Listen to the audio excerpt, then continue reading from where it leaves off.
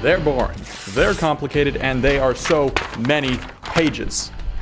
Boring. Can't you just skip over to something more interesting like actually making a video? At some point in your career, you're gonna need to deal with contracts. And they've saved my butt on more than one occasion. So I'm gonna divide up this video into these sections right here. And if you're working on building a contract right now, you can take a look in the description down below and I'll have a timestamp with the actual sections that are divided, just so that you're able to find the information that you're looking for quicker. All right, let's get into it. All right, so number one, scope of work. This just lays out plain and simple the amount of work that your client is expecting you to complete. This part of the contract, you are establishing exactly what you're doing. Are you shooting a music video and editing a music video? Are you color correcting it? Is that someone else's job? Do you need to go out and find other people to also work on this project with you? These are the types of things you need to say specifically in the scope of work. Now, why is this the first paragraph? Well, this is the first paragraph because it shows them that you understand what their goals are and that you are a good fit for this role. They haven't signed the contract yet. They could go and use someone else's services. It also clarifies why the video costs the way that it does. A lot of clients don't understand the steps of editing audio and color correcting and assembling a timeline. A lot of this might just be technical jargon for them that they don't understand, but that's why you're there, and they can feel free to email you or call you and ask you questions about your contract. And believe me, they will.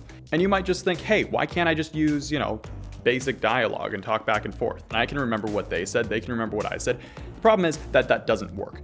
Every project I've done, there has been at least one occasion where a client has asked me to do something that either I don't have the skills to do or is going to take me far longer and they're going to need to pay for that time. And so I have to tell them and clarify, listen, this is what we agreed to on that contract. Now I can adjust the contract and I can add this step to my workflow, but it's going to cost you and that's up to you. I'm not going to do that amount of work for free. This is what we agreed to, this is what we are establishing, and this is what we're going to do. Now, if they had read the contract very clearly and they had seen that and then told me, wait a second, we need to actually add this, then I would have been very happy to either add it or tell them specifically that I was not capable of providing them with those services. Either way, I would need to adjust my estimate and I would need to adjust my prices, and the budget of the video would change entirely just based off of this first paragraph. Mine.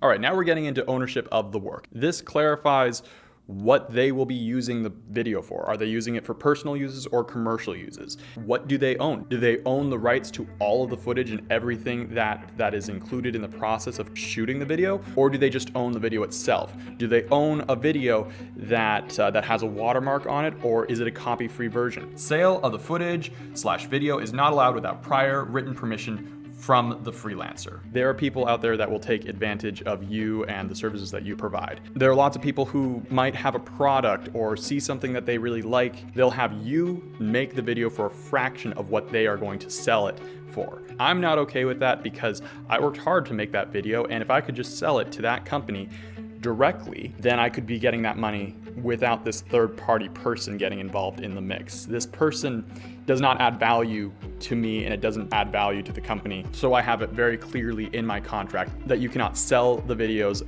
I also clarify in here what they can and cannot do with the videos. The client may not edit the video/footage produced by the freelancer. No client has ever gotten access to all of the footage that I have shot, because what are they going to do with it? They're going to try and edit a video with that footage that is going to be a lot worse than what I'm capable of doing. And my name is still associated with that footage. So I have it very clearly stated in my contracts that clients are not allowed to edit the video further than what I have given them. Now, I do also let the clients see a rough cut. That way they're able to tell me, hey, listen, we wish that this was changed and wish that that was changed. And I'm going to implement their criticisms and the things that they want to change in a way that will not damage or change my reputation. Where's that money, you silly, stupid old fool? You might think that this is just a simple paragraph that just says, it costs this much and make sure you pay it. This is actually quite a long paragraph. So I clarify, how am I going to charge a client? Or how am I expecting the client to pay me? Or am I expecting them to pay with credit card, cash, debit? If I just say, oh, it's going to cost you $500, there are people that would take full advantage of that and hand you $500 in Monopoly money. It's a bad example because I've never actually been paid in Monopoly money, but I have been given a lot of other things that are, the equivalent of. But I don't want the equivalent of what we agreed to. I want real money. I usually don't even have a $5 bill in my wallet.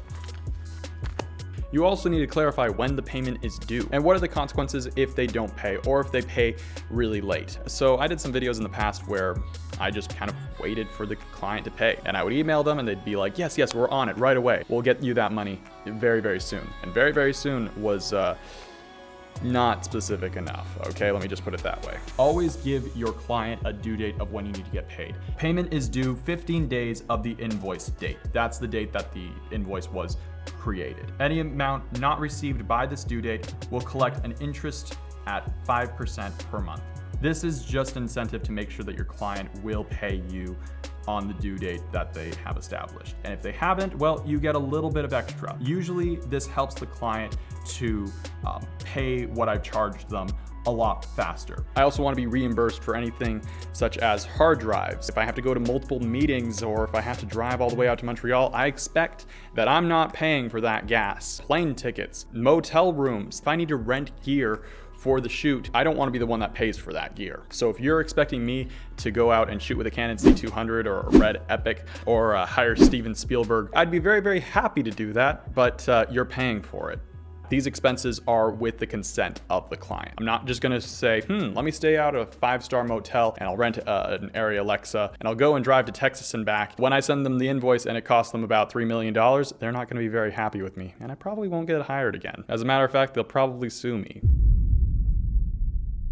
Now I establish what the relationship is with the client. Freelancer is an independent contractor and not an employee of the client. I will still be working for other companies. I will still be producing other content for other brands. If I make a video for McDonald's, for example, and then Burger King asks to hire me, if I was an employee or really closely connected and had a deep relationship with McDonald's, I probably wouldn't be able to tell Burger King yes to that job.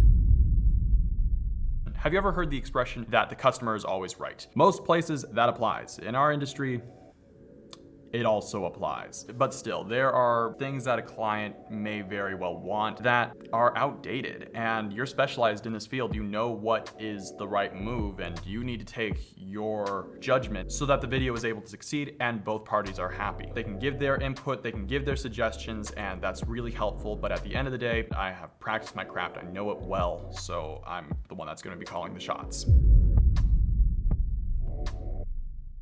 Limit of liability. If the worst thing happens, if the worst of the worst occurs, what happens? So if I get hit by a car and I'm in the hospital and I've broken my legs and I can't get to a video shoot, well, I will do everything in my power to supply a replacement. But if I'm in a coma, I'm not going to be able to do that. So this just ensures that if I cannot supply my services, that a client will be financially compensated. I'm not going to charge you for what I can't do. You also need to specify what happens if you lose the footage. I make it very clear that I will do everything in my power to prevent that from happening in the first place, but if for reasons beyond my control, I lose these files, then I talk about either getting reimbursements or fixing the problem as best I can, either with reshoots or financial compensation, things like this. Now, you can't plan for everything, such as a worldwide pandemic. Yep, didn't see that one coming. So keep it general and make sure that you have your ass covered just in case the worst of the worst happens.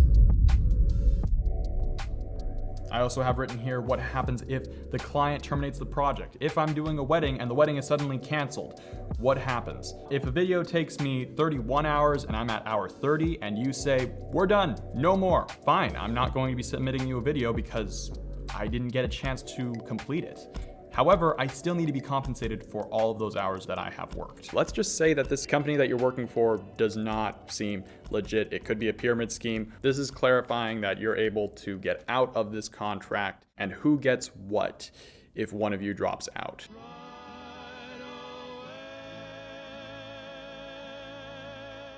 So that's it. Once you go through it and once you kind of break it apart, it's not that long. There's a little bit more than 2 pages. Like I said, this is here to keep you and your client accountable to each other. It's there to protect you and your client. Whether you're doing a big commercial for Mercedes or you're helping out your cousin who has a garage band to make a music video, you still need to have a contract. Regardless of whether or not you're getting paid or not, you need to establish what the relationship is and what they're expecting of you. Otherwise, you will be biting off more than you can chew, and they're going to be asking you things that you might not be comfortable with. So this establishes what you are comfortable with, and it establishes how to go about any disagreements or any disputes that occur.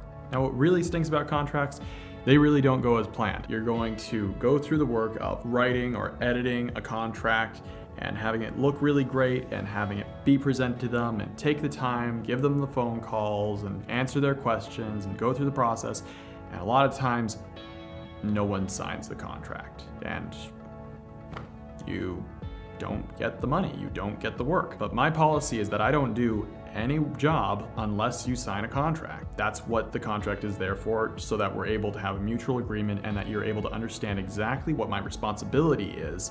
And if you don't like that, and if you realize that my service doesn't supply your needs, all the better, because I don't want to be stuck doing jobs that I'm not qualified or capable of fulfilling. And if they can find someone else who is capable or qualified of doing that, or if they're able to find someone who is cheaper, more power to them. And more than half the contracts that I hand out to people and say, here, sign this and we can get started right away, most of the time they don't sign it, and that's okay. Listen, writing contracts is intimidating and signing contracts is intimidating. And if the contract is scaring off clients that are not going to fulfill these commitments, then it is doing its job. Because if a client cannot sign a simple contract, then he very well will not sign a paycheck. Thank you guys so much for watching.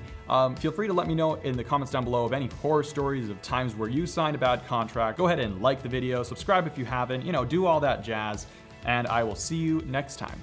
Bye guys.